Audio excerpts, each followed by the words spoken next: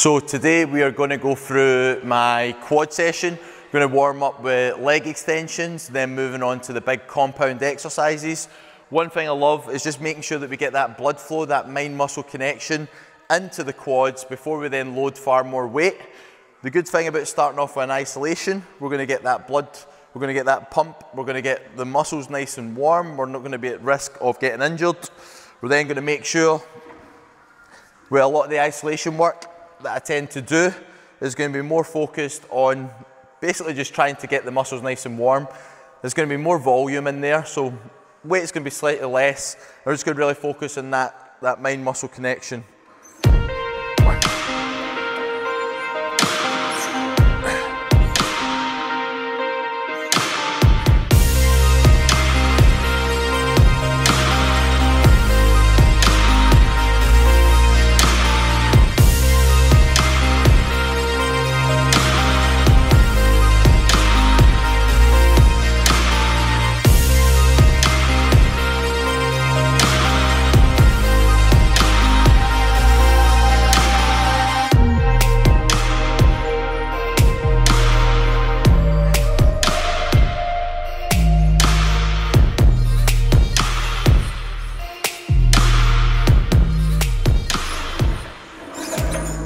And always trying to make sure that we keep that tension on the legs at all times. Try to limit that momentum so that we make sure that that weight always stays on the legs, that you're always feeling the exercise. Aim for that full range of motion, so get that stretch as much as possible and really give that muscle a good squeeze at the top. That's really going to get that mind-muscle connection active, so that when we move on to the big compounds like the squats, the front squats, the walking lunges, etc., is we've got everything in the legs ready, so by the time we start loading more and more resistance, we're good to go. So again, nice and easy to start for the first set. Just going to add more weight as the sets progress.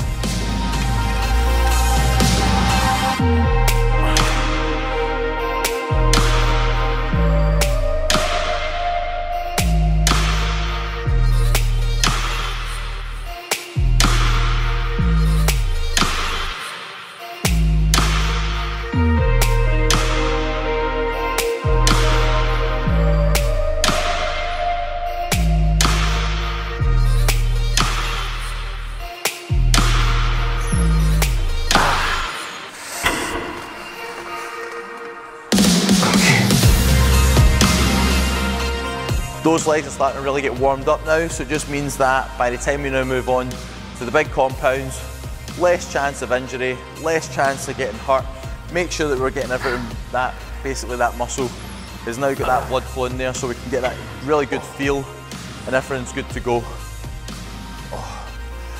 And that is those quads warmed up, good to go. So now make our way through and move on to barbell front squats.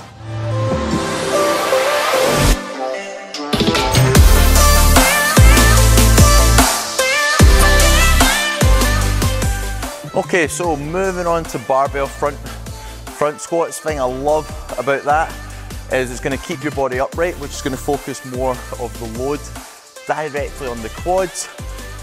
With that exercise, you're going to engage far more of your core, which is going to protect your lower back.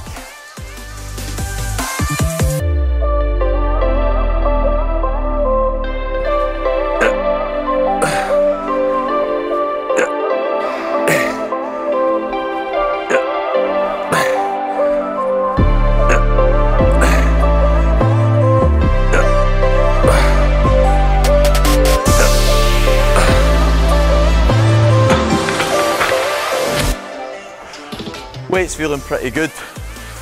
Movement, nice and getting that depth, just to make sure that I've got quite a good mobility in the ankles, pretty good mobility in the calves, so it's allowing me to really get that good depth. And I'm allowing to keep that tension on the glutes and quads at all times.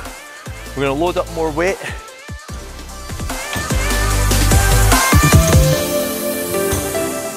With the elbows up and the wrist back.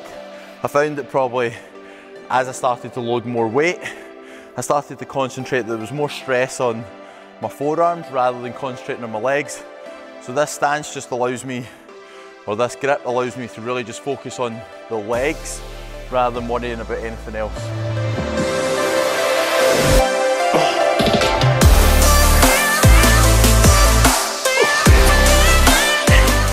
I found that definitely the barbell front squat, when I really started to get good at doing them, that the size and the mass I was able to put on my quads, so I was getting far more stress and I was seeing far more development in my quads, and they really did come on leaps and bounds.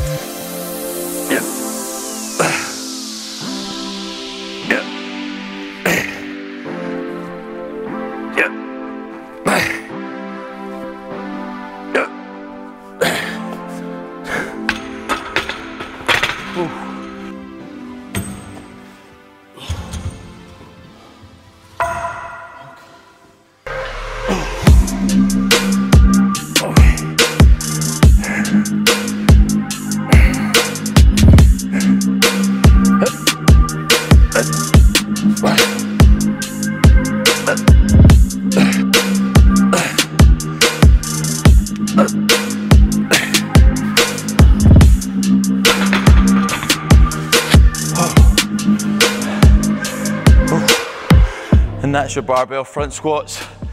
And we'll now move or transition from that onto the back squat.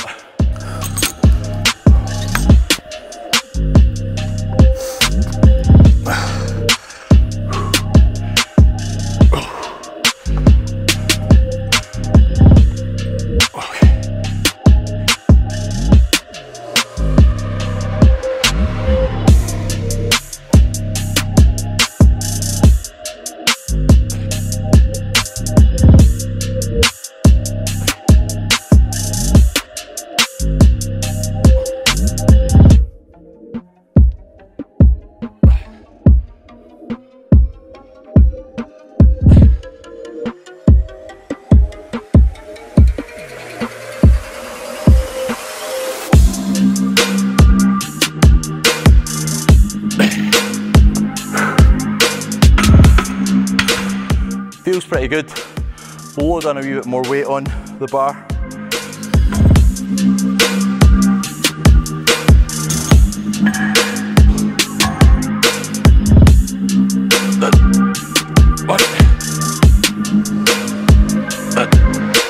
Now, loads of people have always said to me, is there a kind of right or wrong way to squat?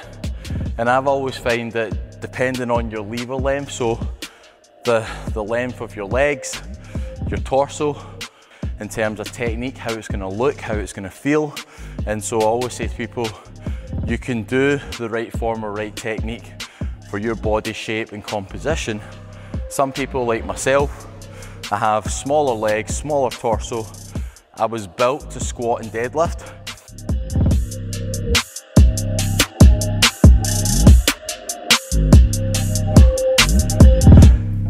And if you ever feel like when you are squatting, if you're getting a lot of problems with your knees, make sure you are spending that bit of time to foam roll and stretch out the quads, stretch out the hamstrings, because that will take that tension away from pulling your pelvis forward and arching your lower back.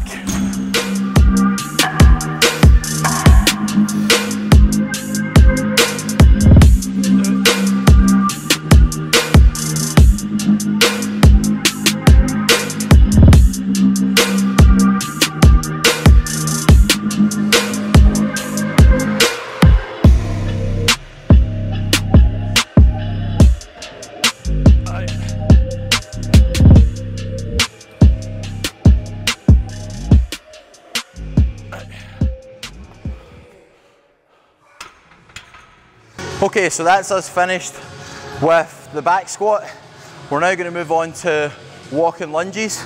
Again, using the dumbbells, what I tend to find is that moving, I need to use the quad to decelerate and accelerate at the same time, so I feel like I get more stimulus on the quads when I'm doing walking lunges compared to on my glute day or hamstring day when I'm doing static lunges. So I'm going to be getting the full stimulus. As much as I'm hitting quads, I'll be hitting everything anyway. Okay.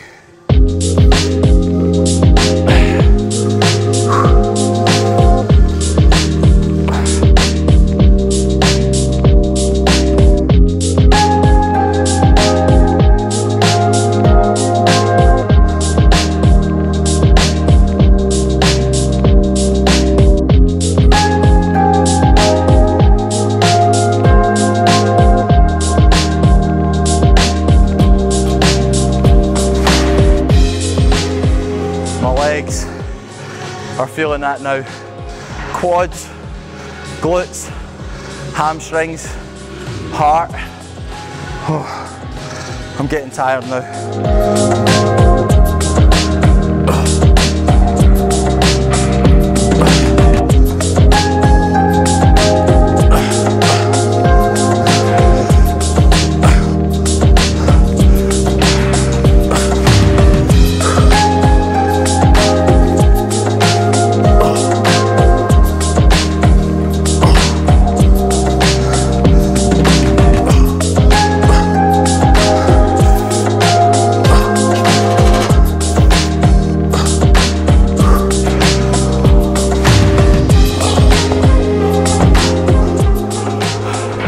And that is today's quad dominant leg workout, guys.